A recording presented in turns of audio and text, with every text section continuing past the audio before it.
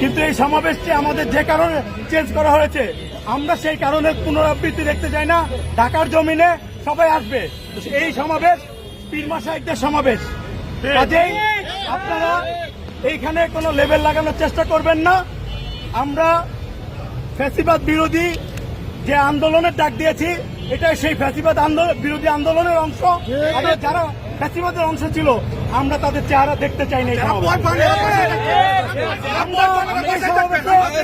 কোন ফ্যাসিবাদের সহযোগীর চেহারা দেখতে চাই না। আমাদের সাথে সংগতি জানাবে, তারা তাদের অবস্থানকে ক্লিয়ার করবে। আমরা অবশ্যই তাদেরকে অতিথি হিসাবে মঞ্চে বরণ করব।